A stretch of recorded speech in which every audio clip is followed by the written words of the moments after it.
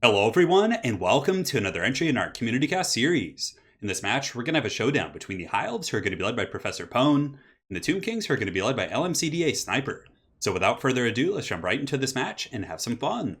So for the forces of the High Elves, it looks like they have an entire front line of the Spearmen, which will be pretty good with this kind of bird strategy. So he does have the Flamespire Phoenix, which if the High Elf Spearmen in the front are just kind of holding back a massive line of Skeleton Warriors and Tomb Guard, and essentially all troops which are very lightly armored, the Flamespire Phoenix is going to be able to do some huge damage with those bombs, which do pretty substantial damage against lightly armored targets. So Flamespire Phoenix here up in the air. He does also have the Frostheart Phoenix, and both of these guys have pretty good armor piercing. 360 weapon strength on this one, and the other one does have 330, so a little bit less, but both have very good AP, so if they're able to kind of fly around with their high mobility, 100 speed here, and the other one I think has 120, which is one of the fastest units in the game. So they can fly around, and if they can isolate Ushabti Great Bows and, maybe go after Arkan, they can do some serious damage for sure. But you do have to be careful. There's a mighty Boner Giant, so the Boner Giant's coming in with the anti-large missiles. He's got Ushabti Great Bows and plenty of spears, so it's not going to be easy, that's for sure. So he's got two giant pigeons up in the sky. He does also have the princess up on the pigeon, and I forgot what her ability is. It's like volley of arrows or something. It's kind of like a discount arrow of Kurnus. Yeah, it's a volley of high arrows. So eager to see how this does. So for the main line, just spearmen, just to hold things in place for these phoenixes to do most of the heavy lifting. Three groups of archers in the back, which with volume of fire can do pretty good work against like big constructs. So if there's like Ushabti Great Bows and other targets like that, even though they're heavily armored and archers have pretty poor AP, or at least these archers do. Let's go ahead and take a look. So they got 20 missile damage with, 3 of that being armor piercing, so pretty damn low. But nonetheless, just volume of fire, they can work down constructs over the course of a long battle. So 3 archers here in the back. He does have the Fireborn. So the Fireborn are going to be pretty good against the big constructs, but they're also very vulnerable in this matchup because Arkan the Black has Fated Buna, which just melts them. Ushabti Great Bows can take apart Dragon Princes very, very quickly, as well as the Boner Giant. There's a lot of threats to these guys, but I'm quite excited to see how they do. So that's pretty much it for the High Elf force. Let's go ahead and take a look at the Tomb Kings here on the far side. So the Tomb Kings have a Tomb Guard in the front line mixed in with some Skeleton Warriors, it looks like. And Tomb Guard actually are very good against the High Elves. They have great combat stats. They can chew through Spearmen. They're surprisingly durable with their 44 melee defense. Of course, armor being their weakness, but nonetheless, with the Silver Shields, they're going to be very, very stalwart here. In the back, couple groups of Skeleton Spearmen. And it looks like one group of Tomb Guards with Halberds. So these guys are going to be pretty invaluable in dealing with the Phoenixes and the Princess and some of those other flying threats. So looking forward to seeing how they play out here. On top of that, we got Arkan the Black on his evil cackling Necromancer Chariot, one of the more fun units here. And he does have the Spirit of Buna, but the Fate of Buna very good against High Elves. And he does also have the Spirit Leech and Soul Blight. So Soul Blights can be pretty good against High Elves for sure, because a lot of Tomb King's infantry like Tomb Guard have really good damage values at 42, but their AP is very low. So if you're facing off against like White Lions or Swordmasters or even enemy Armored Cav, they can do pretty good with the Soul Blight effect. Tomb Scorpion here, not a bad choice against infantry. It's going to be a very, very strong terror route tool. 2 groups of Ushabti Great Bows and the Boner Giant. So plenty of anti-large to shoot the Phoenixes. Definitely quite worried for these flying pigeons here. And in the forest, it looks like there is some mobile pressure here, yeah? So 2 groups of the Nehekar Horsemen, and these guys are going to be very good against the archers. And it looks like the High Elf force does not really have too much protection here in the back. I mean, they do have a front line of Spearmen. Obviously, he could detach one of these guys to protect the back line or pull back a Phoenix or use the Fireborn. But nonetheless, if he's patient and hides these guys long enough and then comes out and pressures those archers, it can be very, very strong.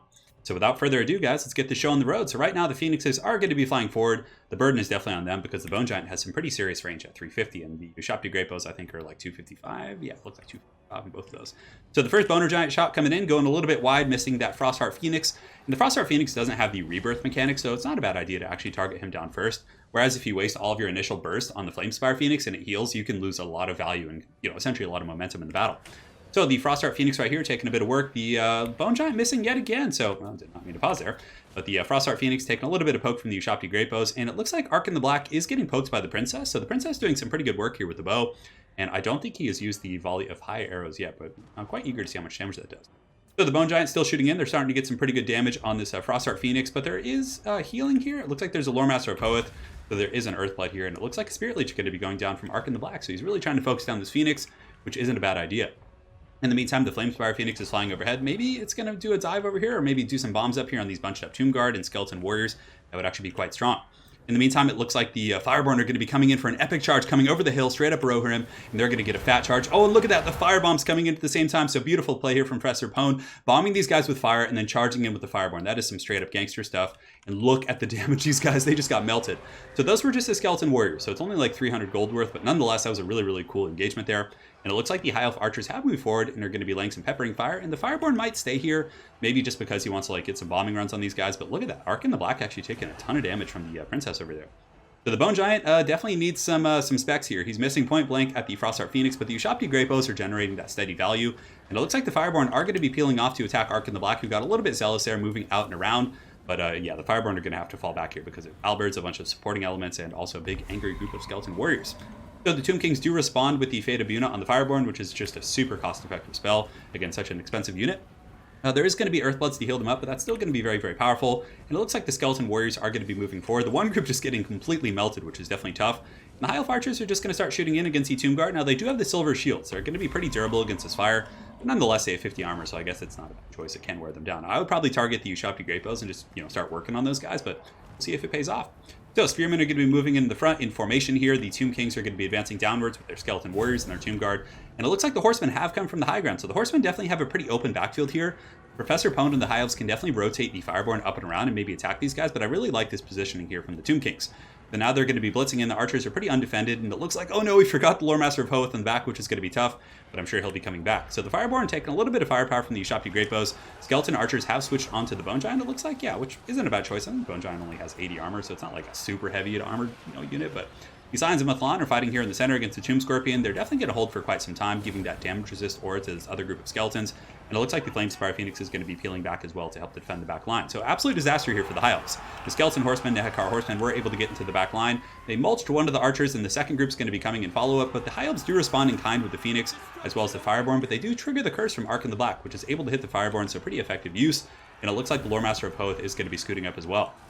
Fighting in the back is pretty fierce. The Scions of M'Thlan fully surrounded, being attacked by a Tomb Scorpion, a Bone Giant, and just a ton of, I guess just chaff. What are those? Oh, those are actually Tomb Guards, so definitely not chaff. But yeah, they're not long for this world, but they are holding up quite a bit of the formation here, occupying the attention of the Scorpion. Over here in the meantime, the Flamespire Phoenix using its mobility and its armor piercing to attack the Chosen of the Gods, and it looks like it's taken out one model, which isn't bad. Every model you can take away from one of these guys is going to be pretty important. Tomb Guards with Halberds are going to be rushing up the hill to intercept that guy, and it looks like the Princess, of course, being a ranged tool, is just going to be sitting above the Bone Giant to make it a little bit tougher. Oh, and here comes the high arrows. Wow, that actually did some pretty good damage, so I guess I take back my saying about the discount arrows of Kurnus. It's probably just the same thing. Ark in the Black here taking a massive beating from this Princess, which might be the deciding factor here in this game. The fact that she's been able to sit this whole time and get some pretty good value. Flamespire Phoenix being poked by spears, definitely going to need to fall back as the Chosen of the Gods have restructured their formation and are now taking some pot shots in against the Spearmen. In the back line, the Nehekar Horsemen have done some pretty good work against the Archers. This one group is just completely offline.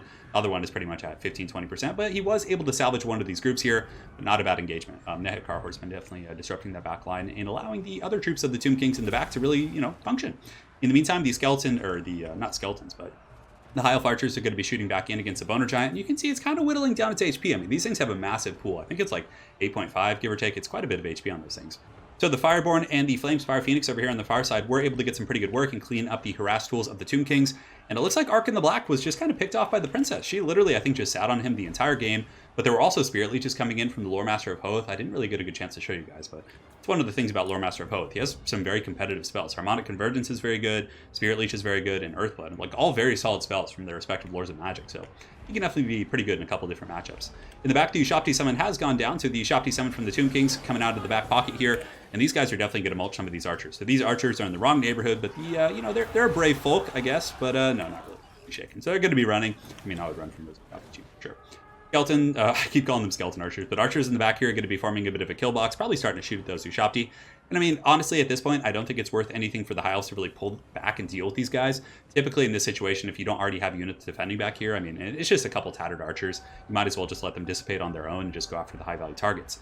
So the Frostheart Phoenix actually gets taken out by the, it looks like he was trying to dive on the Chosen of the Gods here, but the Tomb Guard with Halberds were able to fend it off.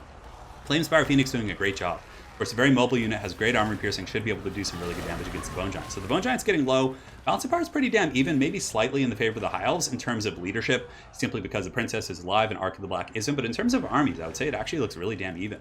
Tomb Scorpion's still very healthy. That thing is going to be tough. The Ushabti in the back are cleaning up the Archers, so that's going to take away some of the ranged tools here of the High Elves. And it looks like there are some Archers over here in the distance, but yeah, these guys are just so beaten up. They're not going to really generate a ton of value. So the Flamespire Phoenix still getting in there, but unfortunately it is getting attacked by the Tomb Guards with Halberds, but somehow that Phoenix plus the Princess just kind of sitting there with her bow, and does she have pretty good armor piercing? Doesn't look like it, but yeah, that Phoenix actually killed that Bone Giant really quick. I was not expecting that, but all of the basically High Elf infantry are just offline. Up here on the high ground, you can see the Ushabti and the Tomb Guards with Halberds. Probably going to be able to kill this Flamespire Phoenix, if not break it. It has 189 HP, and it doesn't look like No, Frostheart Phoenix. Yeah, I was like, why isn't it healing? It's the Flamestar Phoenix, but no, it's the Frostheart Phoenix. So they're able to get it pretty damn low, 189. The Fireborn do dive in there to try and save it, and it looks like there's going to be more Halberds coming up in the high ground. So definitely a dangerous situation here for these Pigeons, but the Fireborn are able to get away. And ooh, beautiful bombs right there coming in from the Flamestar Phoenix. Able to get a couple really, really good drops, but the Frostheart Pigeon is definitely in trouble. 95 HP, 61, and down goes the Pigeon. Good night, my sweet prince. And if we take a look at the rest of the army for the High Elves, they do have this Loremaster of Hoeth. They have the Princess, they have the Fireborn over here, and it looks like they're able to get a really good isolation here on the Tomb Scorpion. And the Phoenix is really doing a great job against the armor this game. Like, I've just been impressed at how quickly this Flamespire Phoenix has been able to kill the big armored targets. And the Fireborn coming in, they're getting a nice juicy charge as well, and that's probably going to seal the deal. I feel like if the Tomb Scorpion goes down, it's going to be a little bit too tough for the Tomb Kings to come back. Granted, they have like a natural counter with these Tomb Guards, but I think with cycle charging and if there's even a couple bombs left on this Flamespire Phoenix, it's going to be really tough. Also, the Loremaster of Hoeth, very good against infantry. He is heavily armored, which is going to help him against Tomb Guard and the Spearmen and stuff, but the Tomb Guards with Halberds can do some work against him.